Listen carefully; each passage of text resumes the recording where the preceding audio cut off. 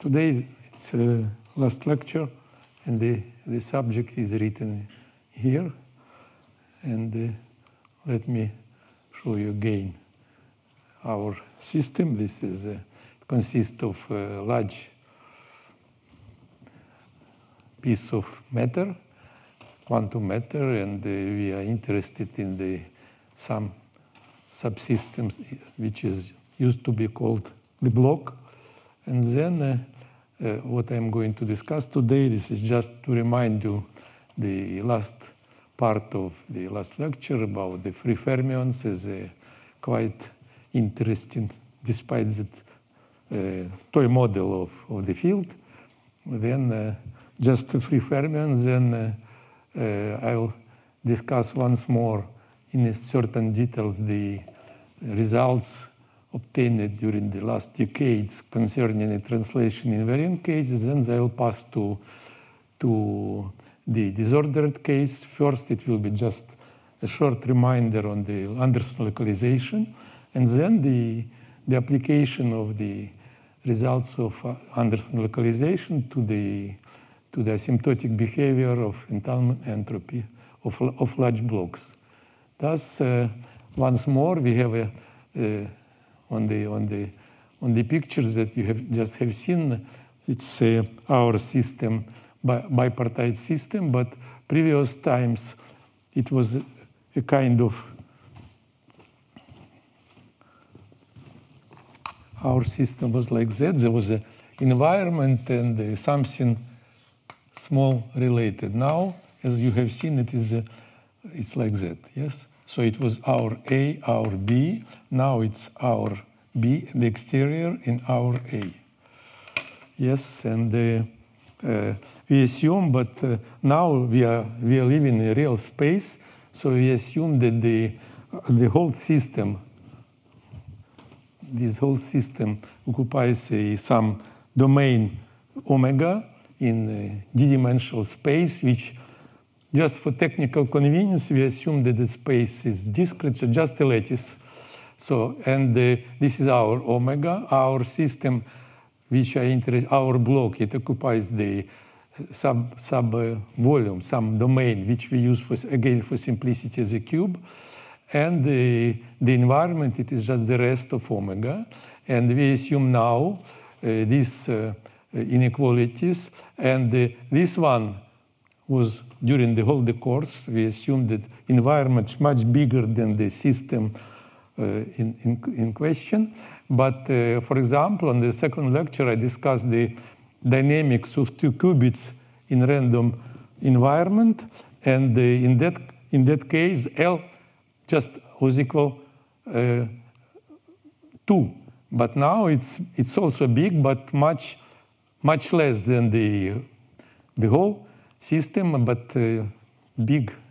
So you have a cubic centimeter of something, and inside there is some mesoscopic piece of maybe thousands angstrom, which we are interested in. Yes, and our problem is to find the asymptotic of the entanglement entropy of that block in this asymptotic regime, which is interested in a number of domains, and this number is extending more or less constantly. There are new application of that subject. Especially recently, it was quite serious discussion and a lot of results concerning the just old problem, basic problem of statistical mechanics on the how a given system moves to the equilibrium, being isolated, not in the surrounding, on some on a big environment, but just system itself. But quantum system, it turns out that it is the entanglement plays a big role in that, but I will not discuss it. It's quite extended, separate subject now. Well, and so it is you can implement mathematically this inequality in certain way. For example, you can assume that L is a fraction of power of n. But I will discuss, and it is possible, and I will discuss today the most simple and most studied implementation of that inequality when you just do, like in statistical mechanics, just we keep L fixed. We assume that the size of system tends to infinity. That is just macroscopic limit, and then after that we assume that L is big, and we are studying the asymptotics of entanglement entropy. And I would like to change notation with respect to the previous one, because I would like to indicate explicitly the volumes, the domains in which something is going on. So now the entanglement entropy, the density matrix of the whole, this composite, will be rho omega, and the reduced density matrix of the block will be like that. Then a corresponding notation for the entanglement for the entropies. And I'll assume, I discussed shortly last time, I'll assume that we are able to make this macroscopic limit. It's in fact possibly rigorously proven for large amount of cases, so it's not too strong assumption. And we will denote the limit, this macroscopic limit of fundamental entropy, like just as a subindex lambda. And we will assume, as it was indicated, it's just a cube, and our asymptotic is respect to L, to the size of the cube. Yes, it's going to be. Well, and what is our system? Again, it's just free or non-idle or non-interacting Fermi gas, and what the corresponding Hamiltonian, which lives in high-dimensional space, as usually it's second quantization situation. So it is quadratic form in Fermi creation and annihilation operators, and the coefficient of that form, this is known as one-body Hamiltonian, just a matrix, and it is just the matrix or operator, whatever you want to call, in the size of your system. Yes, and by using more or less standard technique of second quantization, we can find the basic results of this domain, of this field. So there is nice formula for the entanglement entropy, just limit. You assume that your Hamiltonian, this your matrix, just written here. You see it's metric omega by omega. I assume that there is a limit in certain sense, macroscopic limit of that operators. Mathematicians call it strong limit. It's again usually the case, no problem not too strong assumption.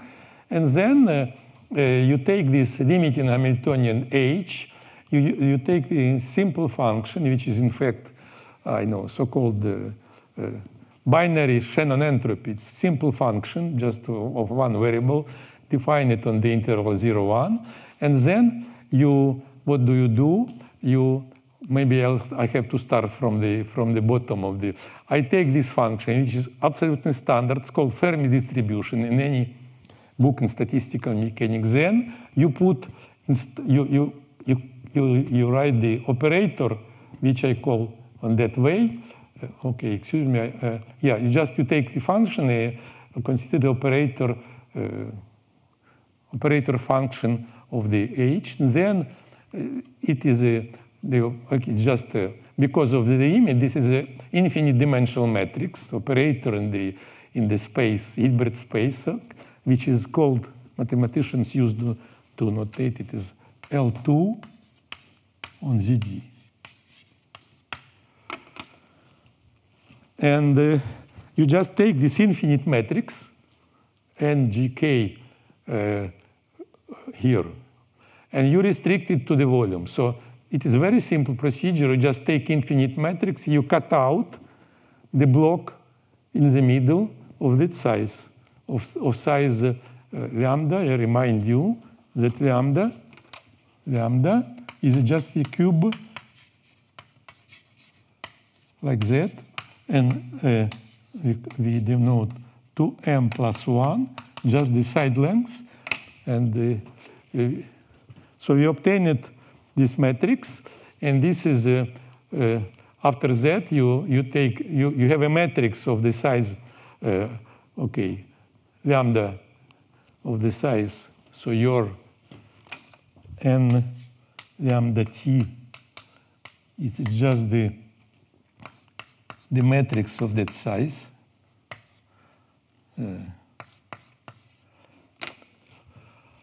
Yeah, and then it's again a matrix. You can take a function of that, just inserting instead of x this matrix, and then it's already again a matrix of the size lambda times lambda, and then you take a trace.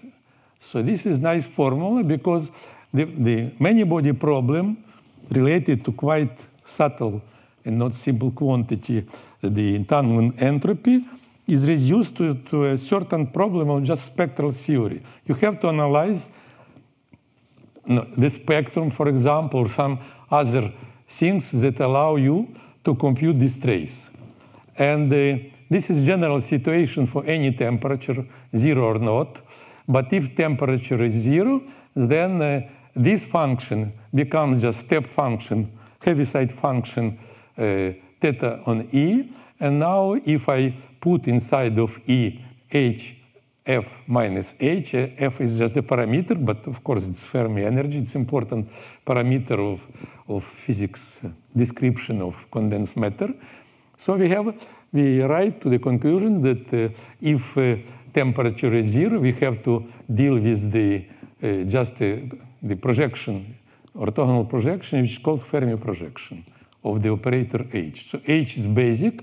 We just, let me remind you what is a Fermi projection.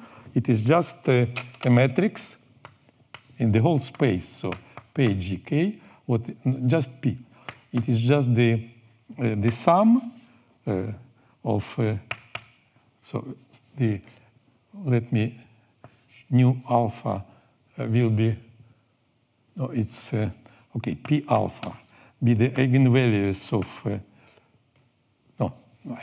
so we have the Hamiltonian eigenvalues E alpha, eigenfunction psi alpha, and then we write the sum alpha less than EF, psi alpha J, psi alpha K, and this is a projection operator on the psi alpha, and you sum all of them. So just all the states of your one-body Hamiltonian that do not exceed EF.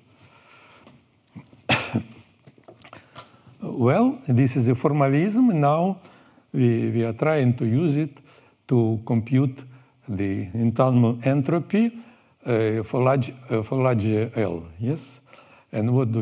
We start, again, I'll make short discussion of the results obtained in up to last year, in fact. These are, I mentioned here two groups that made somehow final contribution. These are rigorous results. There is enormous amount of numerics, of intuition, of heuristics, but the final things were done like, written here. The first was mathematician Harold Vidal, who did it for completely different reason, related to communications, to information theory, but it turns out that it is important here as well. And been motivated already entanglement and all the ideas related to entanglement. It was done for any dimension by the group of people, by a colleague of mine. So, but what are results? The results are the following. So the first result, so we are about entanglement fermions.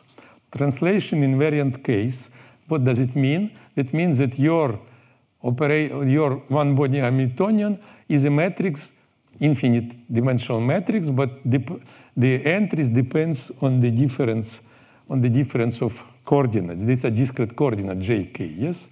And we assume that the case fast enough when we are moving okay, far enough from the principal diagonal. And in that case, we have the following. We have the three basic results. First, so if the spectrum of electron has a gap, then we have a real law. If excuse me, I have to write EF everywhere. The E means the Fermi energy. This is just misprint. If the Fermi energy in the gap, we have a real law. Leading term, it's just the surface area of our cube, yes?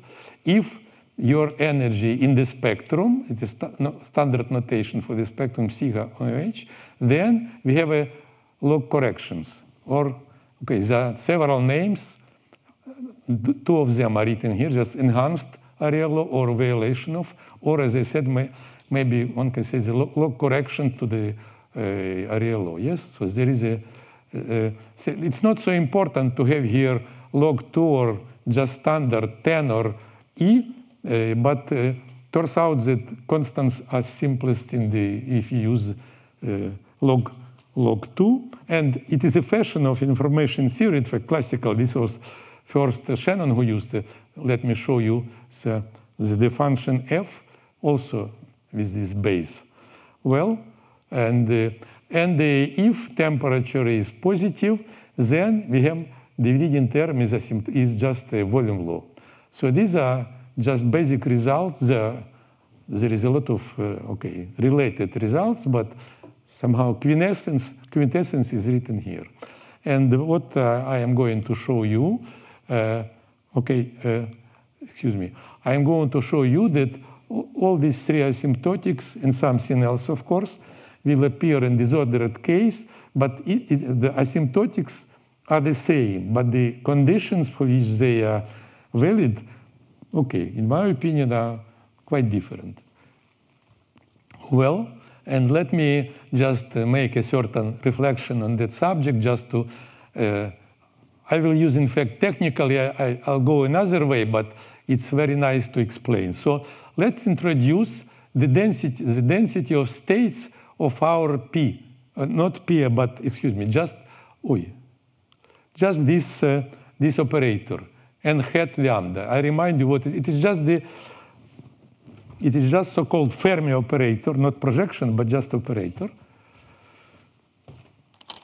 So you write the operator n hat on T, which is just the e to the ef minus h over t plus 1. And you have this operator. And then, this is a self-adjoint operator. So you can introduce its density of states. It has eigenvalues and eigenfunctions. A density of states, just the number of so it's just a density of these points. Since this self-adjoint operator, its eigenvalues are real, so you write just standard density of a certain collection of points. And by using this definition, it's evident that you can write the quantity of our interest, the entanglement entropy, just as integral of our function h, written above, integrated with respect to this density. Yes, and this density, just if you think a bit and you calculate a bit, you'll see that it is by using the terminology of statistical mechanics, this is an extensive quantity. It's proportional to the volume. If volume is big enough of lambda, it's proportional to the volume. Like for example, free energy on statistical mechanics, free energy of this electron gas. But and you can imagine that since it is proportional to the volume, if volume of lambda is big enough, the leading term will be proportional to the volume, and the corresponding coefficients known as its limiting density of states. You see, but again, in statistical mechanics, since maybe since the 20s, if you have the energy, just free energy of your system, not exquisite quantity like entanglement entropy, which is standard free energy since that. Okay, since Gibbs and then found in Fuzzer is just 1 over n, 1 over lambda log trace e to the h over t. And it is known since very long times that this quantity is proportional to there is, if you write without just that, it will be proportional to the volume. It's extensive quantity, but so you can write that, but since very long time, so it is, I don't know how to write. Maybe better here, excuse me. So I can write, so it is lambda on the limit, macroscopic limit, I'll call it f, yes, and then in principle it is L to the D, and there is this not f naught, this f1. There is a next, if you just view this procedure as a large n expansion of the free energy, and the leading term is volume contribution, subleading term is surface contribution. There is a quite extensive field of statistical mechanics that study surface property of matter. So everything concerning the surface property is in that term. So just by analogy with quite well-known procedure in statistical mechanics, we can imagine something like that is going here. So it is bulk, then surface, and then etc. And then if we assume this expansion, which could be justified in many cases, so you'll get, and you plug this expression to the formula, you obtain the volume contributions and surface contributions, then maybe, in fact, in many cases, you can write further terms as well. And the leading term, which is our volume law, which I am speaking about, so it will be just the, excuse me, this is again misprint. So it will be just integral of our function h with respect to limiting density of states, specific density per unit volume. Yes, and just since we have discussed already several times the area law, so we can ask a question. What are conditions to have area law? That means what are conditions where this term vanishes? And you write this explicit expression, and you see that, this function is positive. This function is positive also, but it's at the density. And it could be 0 only in the case when this D is two delta functions at 0 and 1. Why? Because for all values of nu, let me remind you, h on nu, it is just minus x log 2x minus 1 over x log 2, 1 minus x. And this function is 0 only in 2 points. So to have this integral equal 0, you have to assume that your limiting mass of eigenvalues of n hat is concentrated in 2 points. And if yes, then you are going to, this is 0, and you're going to occupy yourself by the second term, which is volume law. So if you look at that form, it is not a tremendous news. Like people say, okay, area law is something new. Yes, it is new because new conditions when it appears. But as a formula, it is known since ages.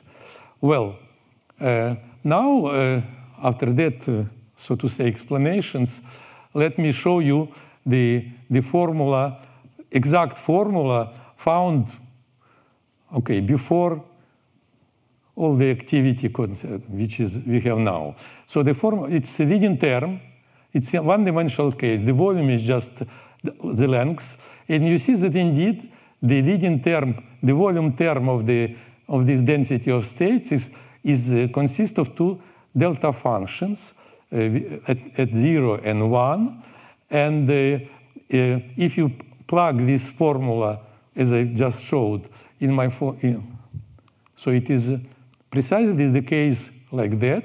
So volumes term is absent, and the next term, which is already subvolume somehow, we see that this singular case. So it is not like I have written just by evoking the analogy with the statistical mechanics, where you have a surface term. And it is even indeed known in statistical mechanics, the log could appear if your interaction between particles is long range. So if you assume the short range, you have a surface contribution. If you assume long range, you get the additional corrections. So it is a case, and I'll show where, just next slide or after next, what is where we have this long range. So anyway, we have this formula.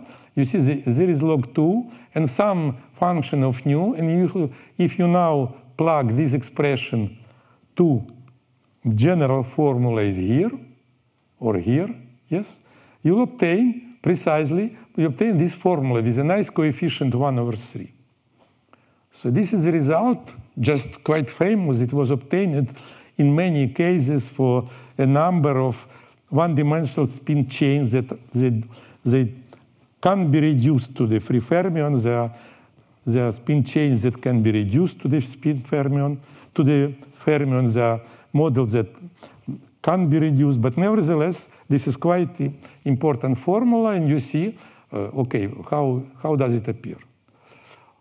Well, myself, so far, it was just translation invariant case. Well, and but I don't want to be completely, declarative without no some kind of proofs or some arguments similar to proofs. So I would like to prove this formula in either that or its multidimensional analog. It's huge analytic technique, and you need a course of 10 lectures maybe to explain all the details. But you can somehow present an arguments that quite, I would like to, at the moment, I do not want to compute to show how these exact asymptotics appear. I would like to show you that there are inequalities that allows us to make certain conclusions, and this does not, the price is not so high to work, I mean. So it is just the exercise in calculus to show that this concrete function satisfies these two inequalities when x between 0 and 1. So the lower bound is like that, and upper bound is here, the same quantity but square root. So I would like to say several words of this expression, because you can consider the not entanglement entropy. We have a fermion gas, yes, and I ask myself, I can write down the expression for a number of fermions in a given domain. I ask myself, what is the number of particles of fermions in the domain lambda? And then, okay, this expression can be written, it is simple. And then, okay, the fermions, they move, therefore this quantity fluctuates. And if you ask yourself, what is the variance of that fluctuations, it will be precisely this expression. So you bound from below the entanglement entropy just by the variance of the fluctuations of number of fermions in that domains. This bound is a bit more complicated.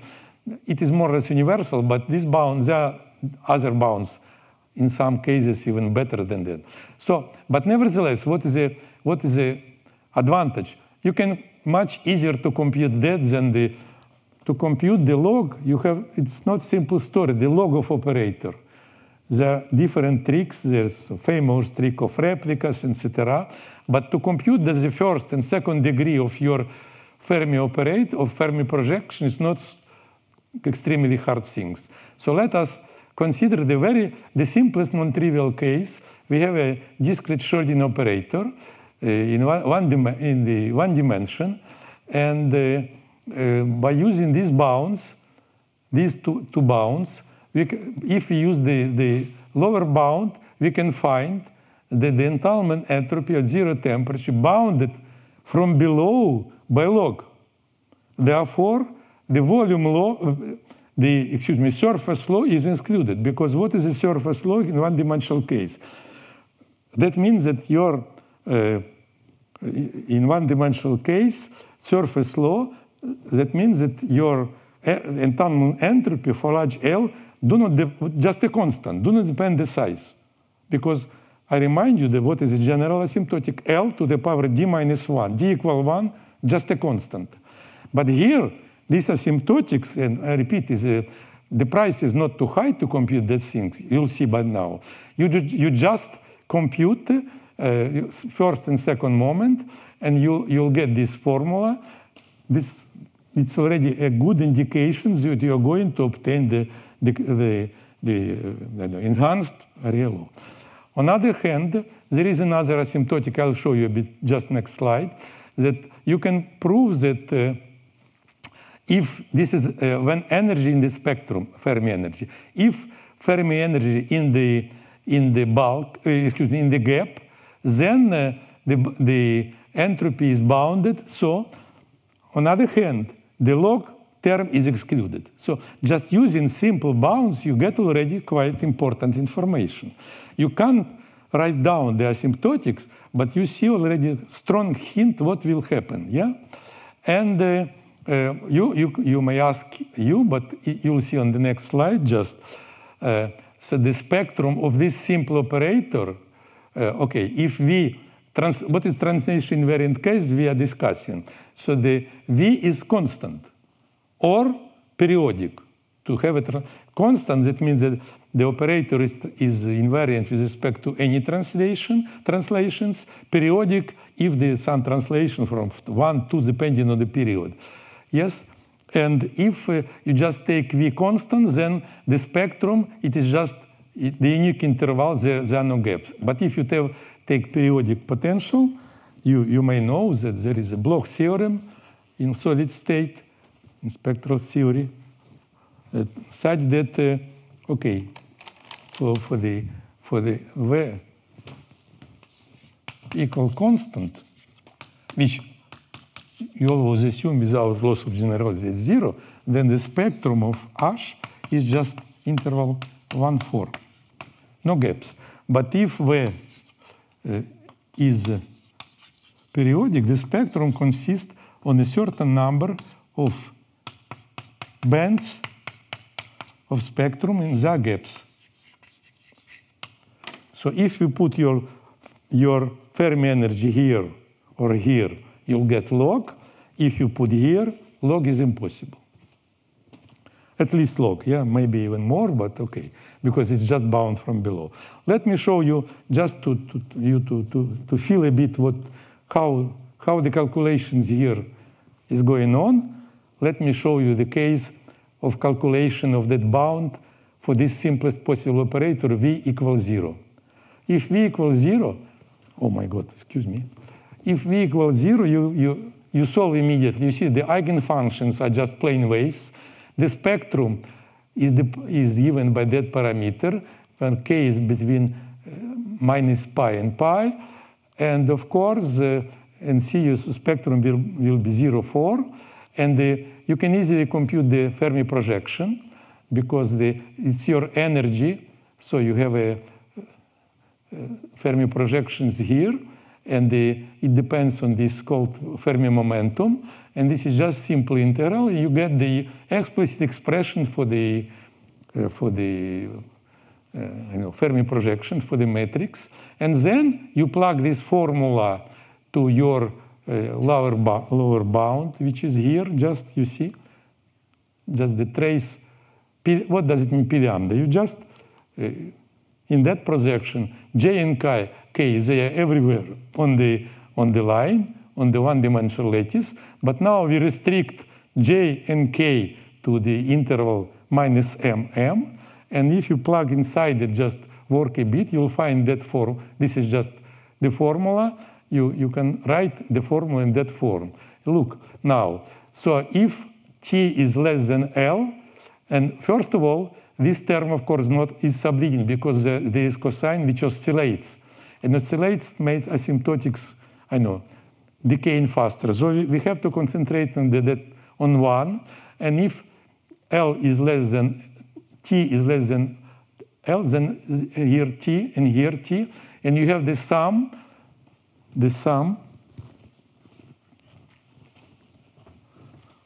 you have the sum for that term from 0 to L, 1 over T. And of course it's log. Because if T is L is big, this sum is, leading term is the same as in corresponding integral, and you'll have log quite easily. And it is easy to prove that all other terms that comes from the sum from L to infinity, and as I said, the second term, they give a contribution that do not grow. So we have this just capital O. They are bounded. So you just found this term, leading term, and the constants also is explicit. And you see it is 4 over pi squared. But because I have to pass from standard log, like here, to the log is base 2. I have a factor. And let me remind you that exact asymptotics found by Weidom in 1980, the exact coefficient is 1 over 3. And here you can easily compute that it is simple bound. It gives you already about 85% of this exact constant. So it's simple, but quite not bad bound. And how to get, let me remind you that I promised you 2 bounds. So the first one is already proven. And the second one is here. So if your Fermi energy in a gap, then the entanglement entropy is bounded. So in the enhanced area law, one-dimensional is excluded. So for that reason, there is a general bound for any matrix in L2 in that space, quite general result of spectral theory. If your spectral parameter if this operator has a gap and your spectral parameter in the gap, then the Fermi projections decays exponentially. And of course, if you have an exponential decay, that general formula, in general case, you will have p squared here. Of course, this sum converges, and you have there is not, growing term. So this is bounded. So it is just to show you a bit, the kitchen, how these results are proved. And I'll need this bound later also. So this is why I just mentioned it. So this is, so far, it was everything about translation invariant case. Now we'll pass to the random case, to disordered case. And again, the basic model, for me, it will be this discrete Schrödinger operator. But in general, I write it in d-dimensional space. So it is just a discrete Laplacian d-dimensional. This is my potential. And now I assume that the discrete potential, so it consists of infinite collections of random variables. I assume that they are independent and identically distributed. In fact, you can assume less. You can assume that they could be dependent, but in that case, not the correlations between them should decay fast enough. And just from time to time, I'll need the continuous case also, just to some things could be explained easier. And my potential, which I am going to use, is written here. And it is, you see, you have a function, and it is, I assume that function is say, assume that it is not zero in unit ball, just of compact support, as mathematicians say, but the center of that function is the random points.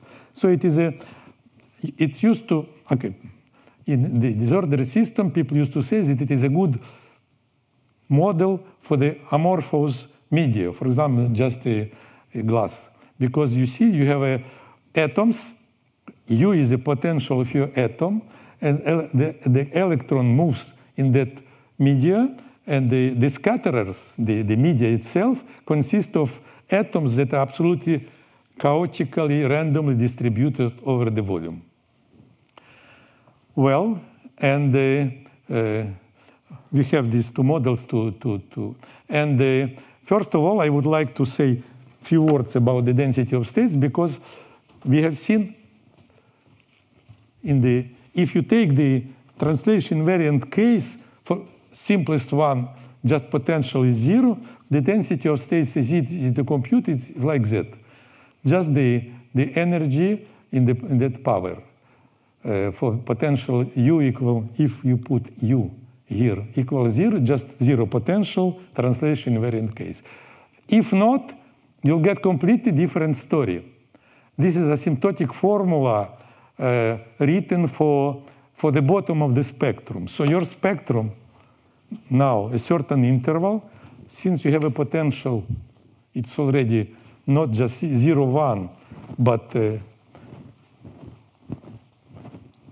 I assume for the moment that the function U is non-negative. That means that your atoms, they are repulsive potential for my electron moving. So it could be just, I know, negative ions in the lattice or in the space, yes? And then your spectrum will be again to a certain, from 0 to a certain, this is our spectrum, yes? And I'm about the asymptotics of the density of states at the bottom of the spectrum. And you see that it's completely different formula. Bernard, especially for you, it's large deviations, but in some spectrum context. And the arguments by Ilya Lifshitz, who first, realized this asymptotic, I was just students listening to him at that moment. Yeah, and the arguments were quite simple. The rigorous arguments proving this is quite involved, but the intuition is quite simple. So I assume that my potential is positive.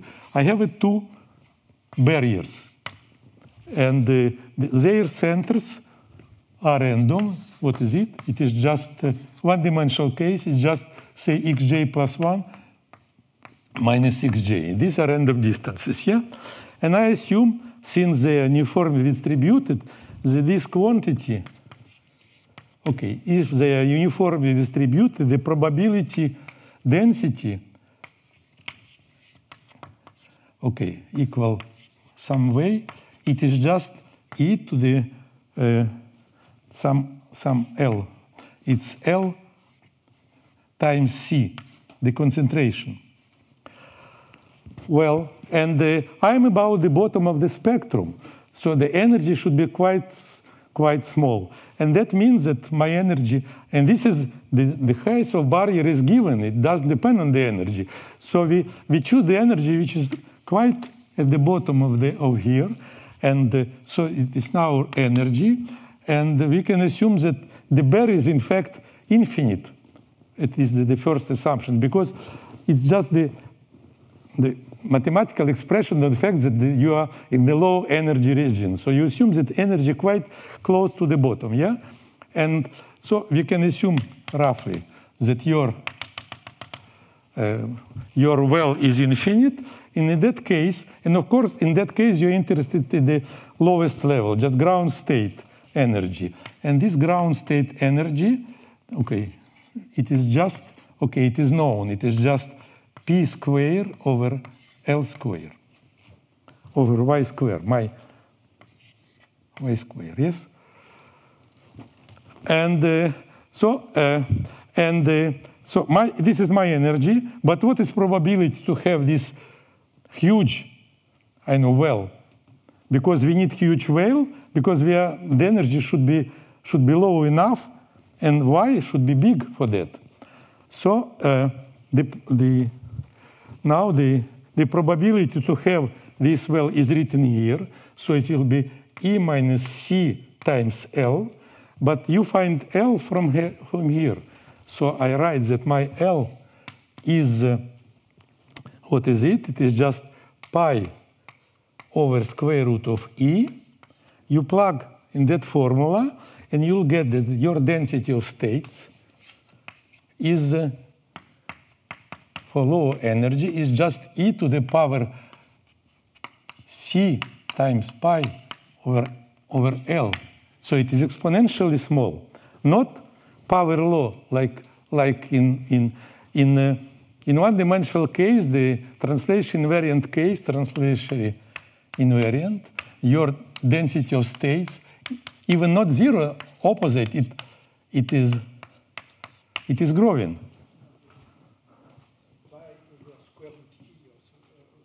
No, C, no square root.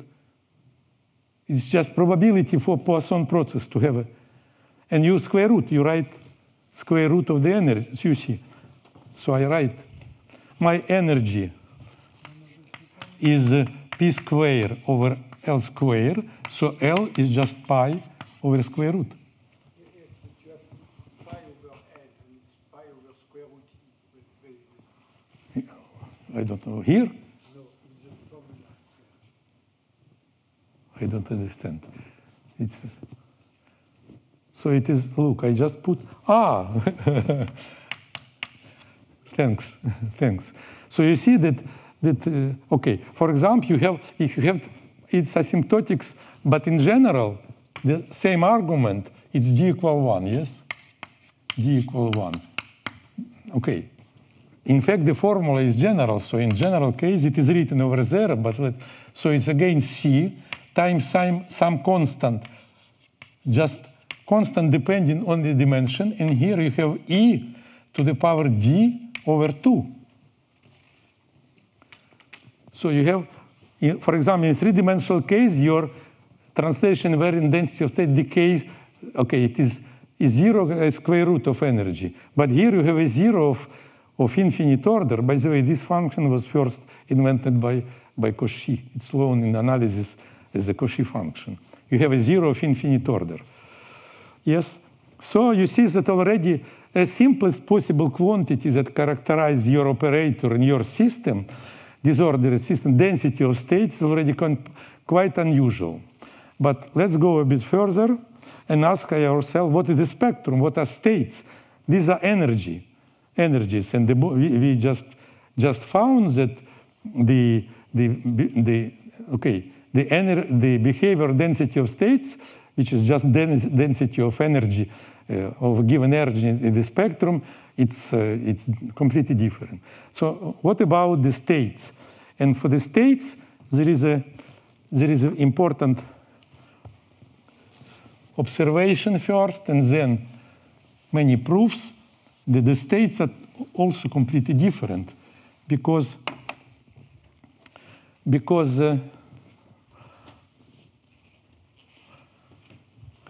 I have shown you that for the translation invariant case, potential is zero. The states, okay, I'm about, say, continuous case.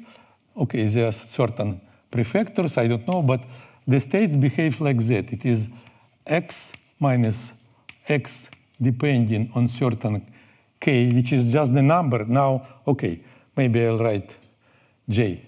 So just a number of eigenfunction. Okay, alpha. I wrote alpha for the eigenfunctions. And here, okay, there is certain constant that depends on the energy, or if you want an alpha. It's called localization radius, because according to that formula, your eigenfunctions, it's concentrated in certain points of the space, which is called center of localization, and decay exponentially outside. No comparison to this disordered case, translation invariant case. You have your psi is just, okay, alpha, okay, E, some number, and X, plane waves. No decay at all. And so how it could appear? Let me show you assumed arguments that, okay, not a proof, but even, you know, the Anderson paper has been written so Paul Anderson. He got a Nobel Prize for that. The paper quite old, and this idea has been quite fast, recognized and used. But the arguments of Anderson were, far from being convincing, despite the idea itself was completely nice. And nevertheless, let me show you a very simple argument that indicates that something will be not like we used to know from translation invariant experience is different. So let me now pass from, I'm going to consider the same potential, but now I'll assume that I have not barriers but wells. So I assume that I have a lot of wells of different form, etc., etc. But again, I'm going to consider only two wells, just to feel what is going on. And I assume that if these wells, so now the distance between them is again L, assume first that L is is quite big. Then they are isolated, and being isolated, they have eigenenergy. I assume that there is an eigenstate with the energy and the corresponding function, phi, and here E2, phi 2. Now, I would like to see what is going on if I will put them on large distance but finite. What is going on? Okay, this is more or less known in statistics or in quantum mechanics. You have to consider a certain things which is known as a overlapping integral. It will be just phi 1 ot x, phi o ot x dx. And if L is big enough on L, then it behaves like exponential, like, some constant again on R. Because each of that function, it's concentrated like that, exponentially in the neighborhood of the corresponding well. Now, this picture, as I said, is L is equal to infinity. Now, L is finite but big. I have this formula, and what is going on? The picture, what is the spectrum of the system of two wells? So now I have again, it could be shown that will be also two energies and two eigenfunctions. But what are their form? Is like for the first case, I assume, let me denote the parameter delta is the difference of energy of unperturbed picture. And there are two cases, limiting cases. First case, when delta is much bigger than E on L. It depends, of course, on two parameters, on L and energies, but nevertheless, we have this quite natural to assume. In that case, the function of two-well system will be almost not changed. Energy are always quite close. The energy, the same order as that energies. But the states are different. You'll see that they are. So we have, in that case, so if we have this, what does it mean? That the difference between levels much bigger than parameter E, which is in I, which is in fact a kind of parameter that show us how do they interact, these wells. So if they're far enough and almost do not interact, you'll get, there is a you may know that there is a phenomenon of tunneling. There is a little tunneling from that well to that well. The tunneling is exponentially small. So practically, psi1 and psi2, they be like phi1 and phi2. Modulo exponentially small corrections. The situation is completely different if you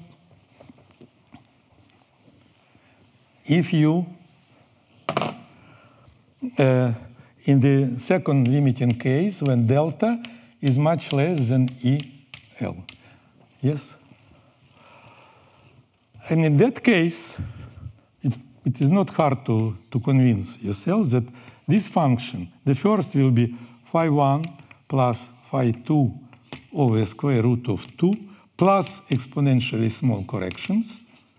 And the second will be phi1 minus phi2 square root of 2 plus again exponential. So this is, by the way, there is a problem in Landau-Lifshitz book on quantum mechanics where this is treated. Yeah, so we see it's a completely different story. So here the functions, okay, your particles, now just imagine you have a lot of particles. If the concentration is small, you have this situation, and every function lives, roughly speaking, in the neighborhood of its own well, potential well. But if you decrease or increase the density, so now particles, the distance between particles, usually it's 1 over C, 1 over D, if the concentration is C of this point, yeah? So if concentration is large enough, L is already not so big, and you have this situation. So what is it? It is just means roughly in which case this situation is evident. If you assume that you have two identical wells, then you are also in that situation with delta is 0. So if you have identical wells, you have a strong tunneling between wells, and your new function lives half here, half here. Both of them, because just plus or minus depending on which one you take. And this is now its conclusion is immediate. If you have a periodic system, if you have this translation invariant case, your atoms are sitting in the sides of the lattice. And if you have the identical atoms, so all wells are identical. So you have this huge tunneling, and you have extended states. They call Bloch waves. They are like plane waves with some modulation. But on the other hand, if your wells are not the same, or if their sites where they are sitting are not a lattice but just chaotic collection of points, then no tunneling, and you have these things. Your function should be localized somewhere. Okay, it is very simple picture because now assume that you would like to prove that. So it seems that in that case is much easier to prove because it's a job for a lazy person because you have already practically your result. While to tune macroscopic number of wells, to put them in the regular positions and to make them identical, it's okay. I used to say in the lectures that the first thing it is the job of a lazy person, but to make periodic lattice is a job for God because you have to do it in 10, 24, 23 degree of cases. And it is indeed the same, but on the other hand, the modern science, in fact, since 1926, when Bloch first asked the question, what are the states in periodic case? There is a Bloch theorem, and that's a Floquet theorem, saying that your psi's will be plane waves. So no localization, everything is good, but Felix Bloch was super physicist, but not a god. He was not able, of course, even now it's not simple to prove the Bloch theorem by using this picture, just trying to tune the wells and to see what is going on with tunneling in an enormous amount of sites.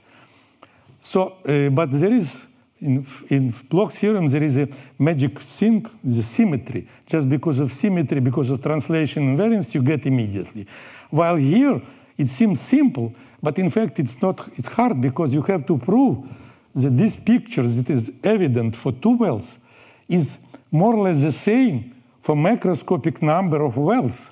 So you have to control the tunneling and prove the tunneling suppressed on a bigger and bigger volumes. And this is hard things to do, but nevertheless, it's already done. There are many papers, both physicals and mathematicals. There is a rigorous proof and a lot of intuition. So we have this situation. And since you have a localization, you can easily believe, despite its additional and quite not trivial works, to prove that the Fermi projection of random Schrödinger operator is exponentially bounded. And let me, just its expectation. Because it's random now, because of impurities, your potential is random. Okay, Fermi projection is also random. You take the expectation, and there is a formula according to that, as I said. So you have a j minus k over certain parameter. Okay, this is a formula for the... that formula already appeared. In translation invariant case, we have the same formula when your Fermi energy in the gap. But the strong difference now it's for Fermi energy. This is a parameter depending on Fermi energy. So this is valid for Fermi energy in the spectrum, at least at the bottom.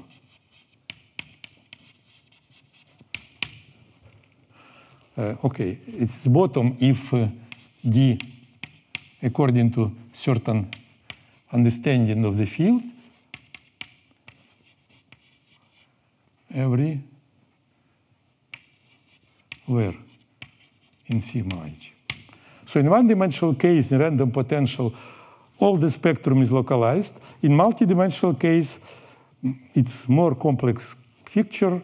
In fact, according to certain understanding, you have from the bottom, here is localized states, here is already extended states, but it is still, everybody believes, but it is still not proven. But as for the localized spectrum, now it's more or less clear. Yeah, so we have this situation. Our Fermi projection is exponentially decaying, and our previous experience from translation invariant case, for the case when we are in a gap,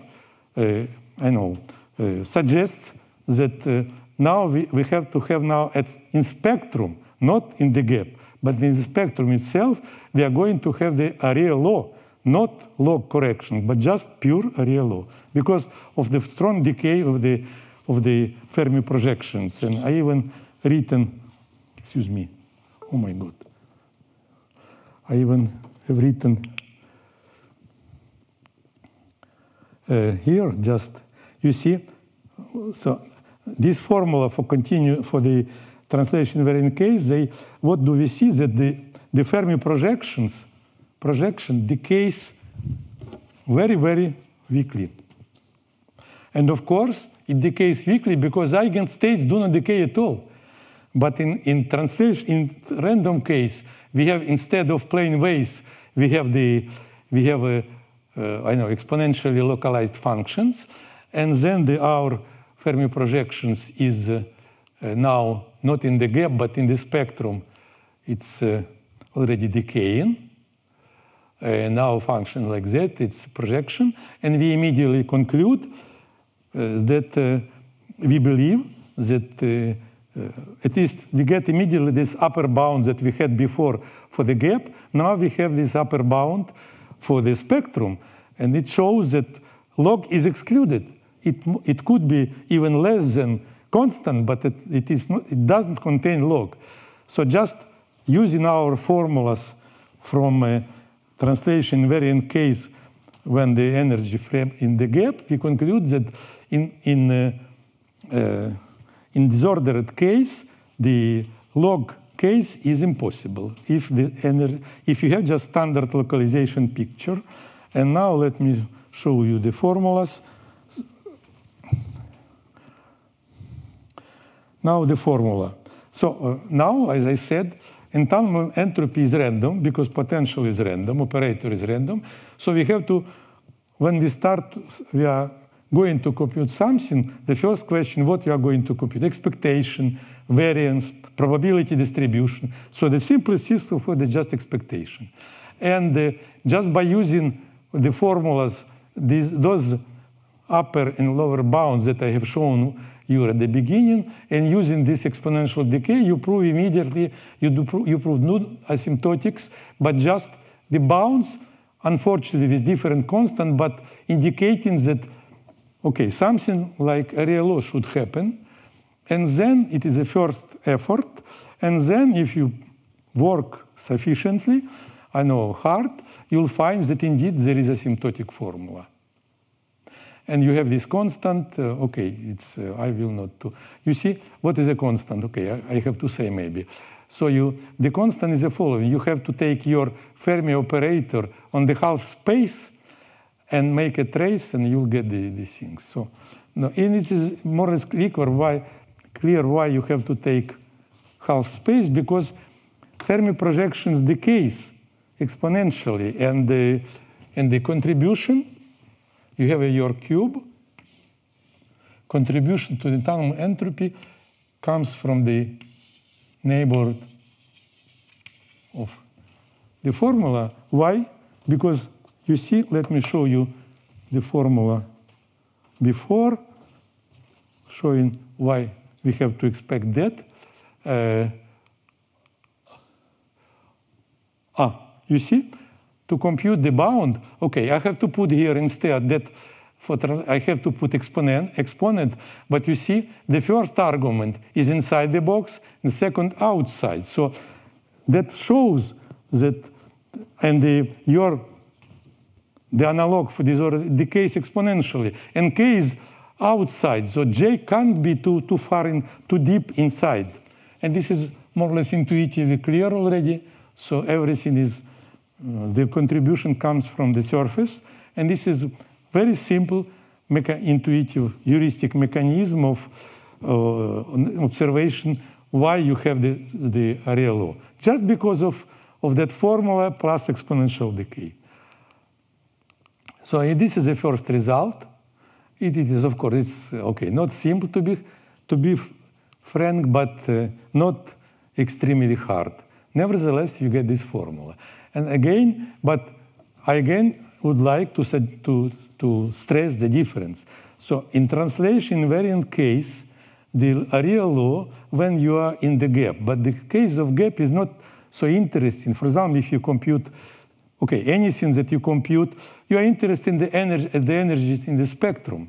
So it is not so interesting. But on the other hand, in the disordered case, you are in the side of the spectrum, which is your principal interest, and there you have no log, you have just the area law. Yes? Next, okay, this is random variable. And if you know nothing about the distribution, the expectation doesn't tell you too much, because the fluctuations in the probability distribution could be any for a given expectation. But nevertheless, it is possible, it's already quite a job, to prove that the variance, okay, we know that the expectation of the entropy is proportional, it's area law, it's proportional to that quantity. Yeah? So we divide on that, and now we ask ourselves, what are fluctuations? This is a random variable. And the simplest measure of fluctuations of a random variable is, of course, its variance. So we compute the variance. It's unfortunately, so far it is not computed exactly. There are still just bounds. This is a bound. You see, it decays. So the probability, so your probability distribution of your random variable is here. It's just the entanglement entropy over the unit surface. It decays. Since it decays, that means that the probability distribution is sharpening. So you have this situation, which is quite known in statistical mechanics and disordered system. It's called, why I haven't written here? Okay, excuse me. It's called self-averaging. The term belongs to, again, to my teacher, Ilya Lifshitz.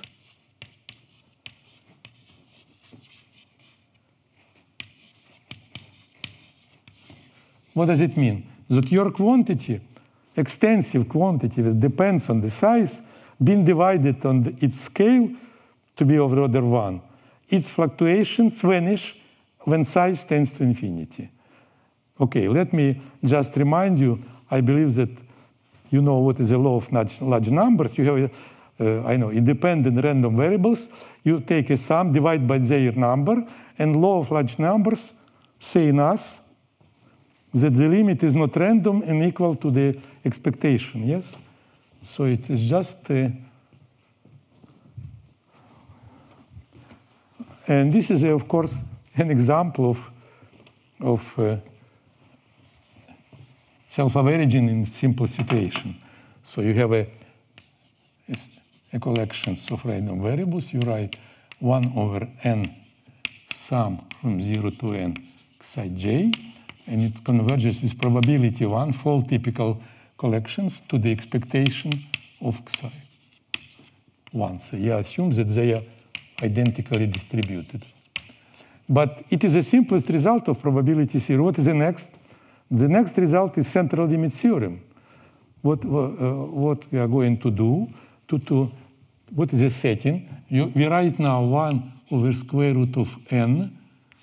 We write the sum psi j minus expectation of psi j.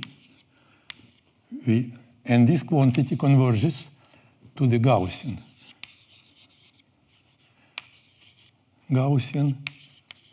distribution. This is called central limit theorem. It is another very well-known result of probability. And to compute this, you have to, to Gaussian random variable, okay, say gamma. The expectation of gamma is 0, and the variance of gamma is, okay, it is computed via, okay, it is in fact the second moment of C1 square minus the square on the first moment. So this is central limit theorem. It's important, one of the basic results of probability theory. Well, and we would be happy to have something like that, but so far, to think about central limit theorem, we have to prove that the variance, right-hand sides, AD is just D minus 1. Unfortunately, we are not able. Therefore, we have this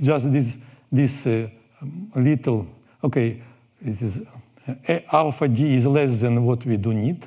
But nevertheless, we are not able so far, community, to prove the central limit theorem, but we can say that if the dimension of your system is 2 or more, the variance vanishes, so your entanglement entropy is self-averaging for dimension starting from 2.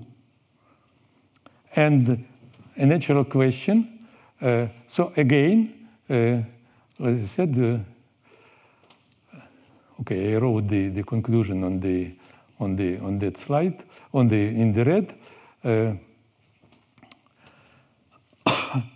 And this is still open question, what about central limit theorem? But nevertheless, you have something already on that subject, yes? Now, I wrote that these nice things, they are the case starting from d equal 2. The natural question, what is happening in the d equal 1? And it turns out that in d equal 1, entanglement entropy is not self-averaging, unfortunately. And it is not a good thing because, if you have non-self-averaging quantity, it's quite hard to deal with it because the experiments will have the strong bias. Okay, you have a macroscopic system, nevertheless, fluctuations are quite strong, etc., etc. So it is not sufficient to know just the expectation. You have to know it is the second moment. If you are lucky, you have to have just probability distribution. So it is just suspicion on that result, but nevertheless it could be shown that indeed this is the case. Let me show you the picture. For the one-dimensional case, you see the black curve. This is just little d in the insert. It is just the parameter of disorder, the amplitude of random potential, for example. And you see that if you have a translation invariant case d equals 0, you have log. Quite well seen.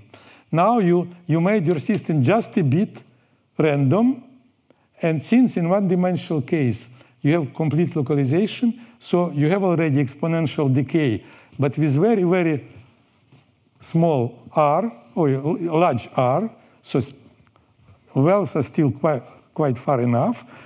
But nevertheless, you see already that, okay, it is already, what is going on? Okay, it doesn't work. So let me show. So you have already, okay. You have already some curve that is below. If you make bigger your disorder, you have that, and the disorder is quite strong. You see that it's already a kind of constant in the mean, no log, but still it fluctuates. And it's numeric, and we were not able to compute the distribution. Since it is not self-averaging, you have to look for its distribution. Yes? And so we were able to find not the variance, but just we have shown that the variance is not 0. Unfortunately, it's hard things to find. So it is a constant v, a constant a, but I have written in the square brackets that it's constant dependent on the potential. Potential is random. It is not random constant, but it is a functional, roughly, of the potential. It depends on the constants that determine the distribution. Yes, but nevertheless, you can compute numerically. Now, it's from different papers, so now it's delta. Delta is a disorder. In the previous slide, it was d. And you see that if disorder is okay, in the case of now the black curve, it's weak disorder, and you have almost roughly something like Gaussian, like it should be according to central limit theorem. You have fluctuations, but they are in this bell-shaped form, the probability distribution. But if you make disorder stronger, you see that it is less and less resembles the Gaussian. They are still, and if disorder is quite strong, you see there is some structure in your function, and okay, something is happening. So it is just one more thing saying that one-dimensional case is special. And now the question, the natural question is, okay, we have found that the generic situation for random potential, if your Fermi energy in the localized spectrum is area law, unlike deep in the spectrum, it's area law. Unlike translation invariant case, when you are deep in the spectrum, you have log area law. You have enhanced area law. Yes? So the question now, is it possible to have in disordered case the log? And it turns out that yes. And it requires a bit more knowledge about the localization, because I have said that, you know, localization is exponential decay of when your Fermi energy in the spectrum. In fact, this is a quite general case, but not all possible cases. There are cases when there is still something happening here, and I have just shown on that slide one of possible phenomenon. Yes? So it's just, you have a potential a bit different. So before, my potential was consisting on wells or on barriers chaotically distributed. Now, all the wells are just, now you have barriers. These are, okay, just delta function, point scatterers with random amplitudes. But these scatterers, they sit in the one-dimensional lattice, just on the chain, equidistant. Yes? So it's a model, it's just, if you take all y's the same, it's quite known in statistical, in quantum mechanics, chronic penny model. So I just put the amplitudes of these point scatterers random, and this will be, this is quite widely used as a model of so-called substitution alloy, as I wrote. If you take, for example, the copper and zinc, their atoms are quite similar. And the lattices are just cubic lattices. So if you put in the copper a bit of zinc's impurities, they will be sitting in the same sites because they do not deform the lattice. It's called the substitution alloy. It's quite known. So you see the lattice is not deformed, but the amplitudes, the mass of zinc and cuprum atom are different. So the amplitudes are random. Yes? And it's easy to verify that if you take that function that I have just, that I written here, so just simple function, okay, I don't know why it doesn't work. So this is a function, just elementary function. You can easily check that the first, it is a solution of your equation. V is written here. It's solution of your equation corresponding to that energy, but again, it's easy to see that this function is zero for all. Oh my God, excuse me, just that's computer. Yeah, no, it's not. My God, what is going?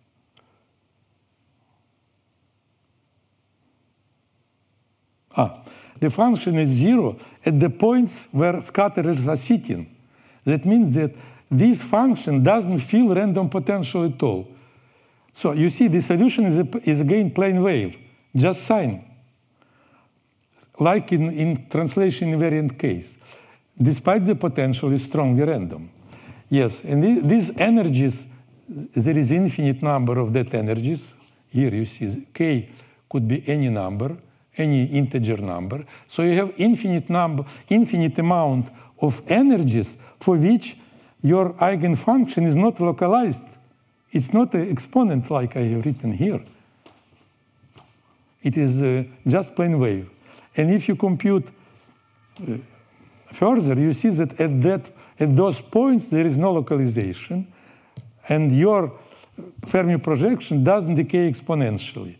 And by using that, and unfortunately it's quite hard work, nevertheless you can prove that for dot, if your Fermi energy precisely at one of those points, okay, they are not, just in one of that points, then this EK, if Fermi energy is equal to one of these transparency energies, let me show you one more example because you can see this is quite special. Now let's take another potential. Again, this is alloy type, substitution alloy, but now my, no,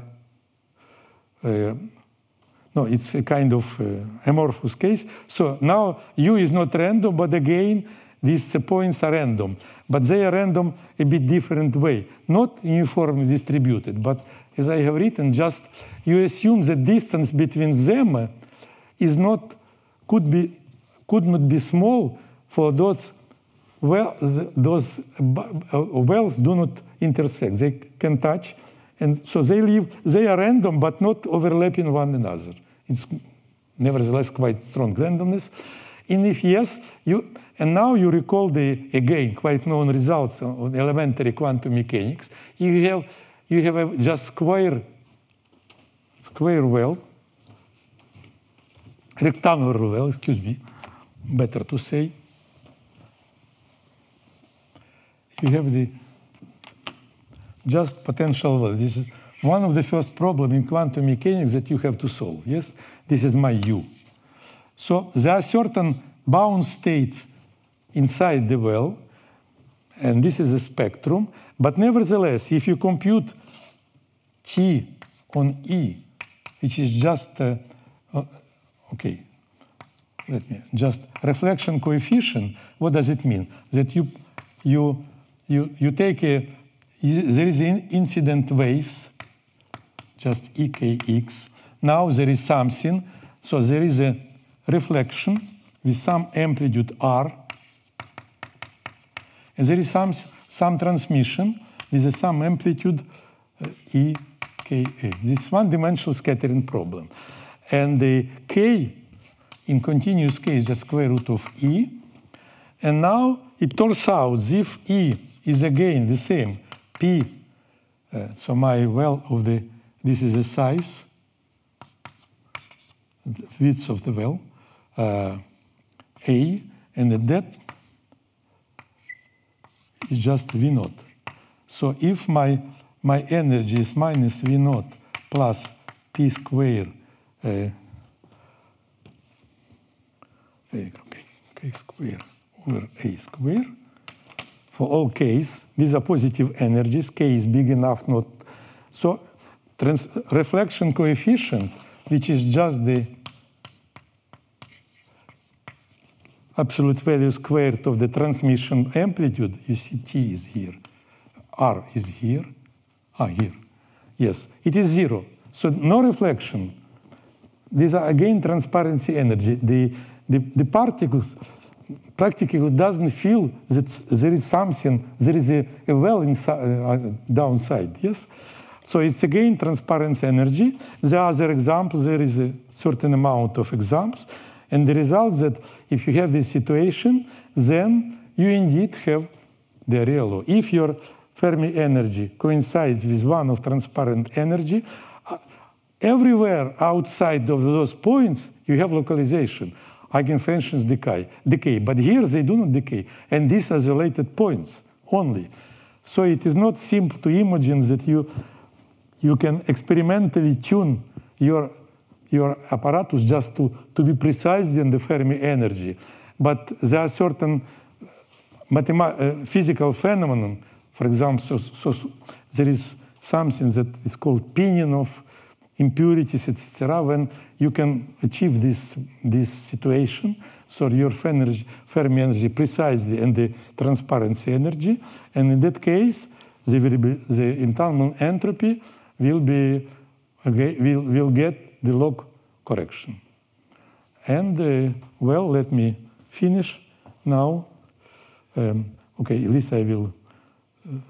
And now you see that, just summarizing my lectures, so we can say that entanglement entropy could be quantified by the entanglement. Okay, the phenomenon entanglement could be quantified by entanglement entropy.